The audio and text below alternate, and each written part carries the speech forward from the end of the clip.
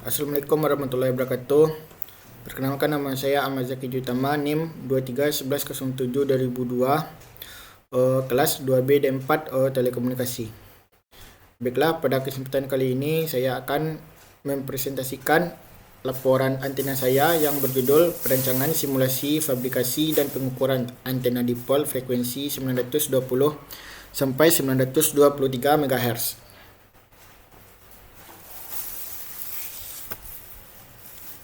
Nomor pemesanan, daftar isi.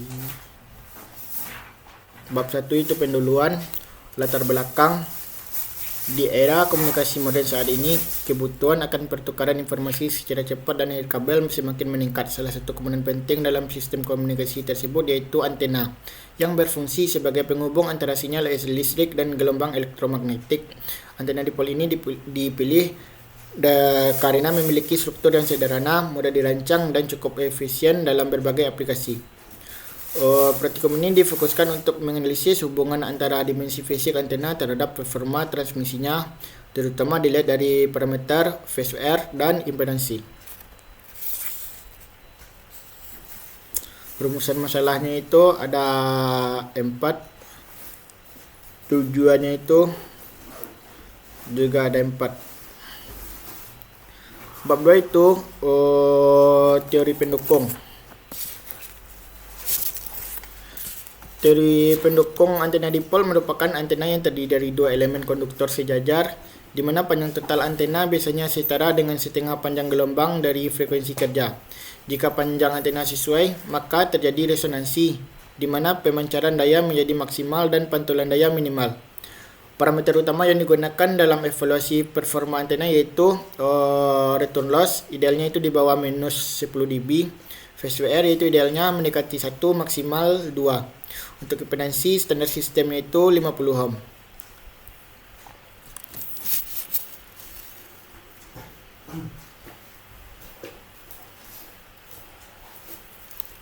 Bab 3 yaitu metode. Metode praktikum kali ini terdiri dari beberapa tahap. Yang pertama itu menentukan frekuensi kerja antena yaitu 921 MHz. Yang kedua yaitu menghitung panjang lengan antena dipol yaitu sekitar 77,42 mm. Yang ketiga yaitu menghitung model 3 dimensi antena dipol di CST Studio. Yang keempat yaitu menentukan parameter simulasi termasuk frekuensi dan reference impedansi. Yang kelima itu menjalankan simulasi untuk memperoleh grafik return loss dan phase wear. Yang keenam yaitu melakukan fabrikasi antena secara nyata dan pengukuran menggunakan VNA atau Vector Network Analyzer, dan membandingkan hasil simulasi dan pengukurannya. Berikut hasil dan pembahasan dari antena dipol. 4.1.1 yaitu desain antena dipol di CST. Ini parameter list dari antena dipolnya. Gap, ketebalan aluminium, radius, panjang lengan. Selanjutnya yaitu ini grafik hasil simulasi return loss pada CST, di mana nilai return loss-nya itu minus 15,13 dB pada frekuensi 921 MHz. Artinya antena ini cukup efisien. Selanjutnya yaitu nilai phase wear-nya itu 1,42, menunjukkan pencucukan impedansi cukup baik. Selanjutnya itu reference impedansi, yaitu grafik impedansi dari hasil simulasi CST, yaitu memperoleh nilai 50 yang menunjukkan sudah sesuai dengan standar sistem transmisi RF. Ini adalah hasil rancangan fabrikasi antena dipol yang saya buat, yang menggunakan kabel koaksial, kabel tenaga tunggal, dan SMA konektor. Nanti saya jelaskan di saya solder di atas PCB.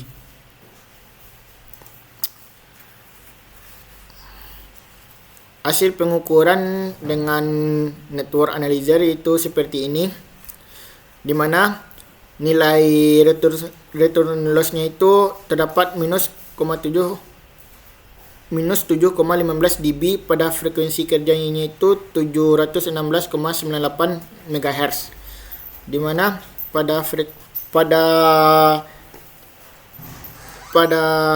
di mana nilai rentang frekuensi nyata frekuensi saya ini di rentang 700 sampai 800 MHz. Nilai ini artinya antena yang saya buat sudah cukup efisien. Nilai phase value itu tetap sama, yaitu 1,42, menunjukkan pencocokan impedasi cukup baik. Referensi impedansi 50 ohm sudah sesuai dengan standar sistem transmisi RF. Ini grafik Excel yang saya buat berdasarkan hasil dari VNA. Selanjutnya itu pembahasan pada praktikum ini, yaitu yang pertama itu menggunakan simulasi CST. Antena dipol disimulasikan pada frekuensi kerja 921 MHz. Dimensi utama panjang lengan yaitu 75,3 mm, radius 0,30 mm, ketebalan 0,1 mm, dan gap 0,38 mm. Hasil simulasinya itu return loss-nya itu minus 15,13 dB, menunjukkan daya pantul kecil, efisiensi tinggi. Phase wear-nya itu 1,42, menandakan pencocokan impedansi cukup baik. Impedansi referensi itu 50 ohm sesuai standar sistem RF.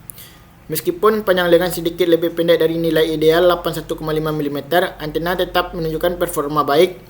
Faktor fisik seperti radius, ketebalan, dan gap mempengaruhi resonansi dan pencocokan impedansi.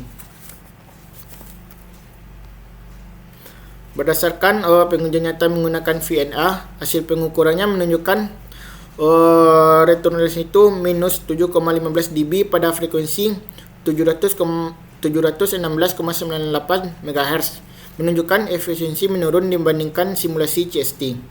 Nilai phase wear-nya itu 1,42, sama, menunjukkan tetap menunjukkan pencocokan yang layak. Selanjutnya itu terjadi pergeseran frekuensi kerja dari simulasi ke pengukuran nyata. Penyebab perbedaannya itu dari dimensi fisik antena tidak presisi, kualitas penyolderannya dan sambungannya konektor, dan bisa jadi di lingkungan sekitar saat pengukuran, seperti logam atau tubuh manusia. Meski performa turun, antena masih berfungsi dengan karakteristik dasar dipol.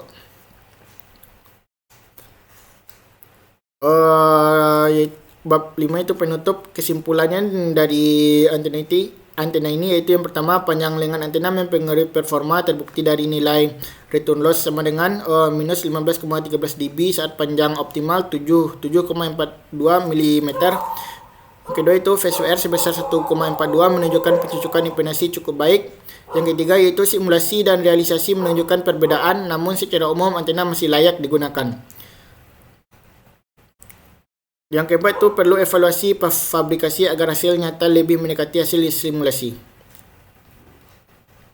Saran, yang pertama itu perbaiki presisi dimensi dan sambungan saat fabrikasi antena, mempertimbangkan pengaruh lingkungan saat pengukuran, kalibrasi ulang alat ukur sebelum pengujian, tambahkan analisis gain dan pola radiasi untuk praktikum selanjutnya.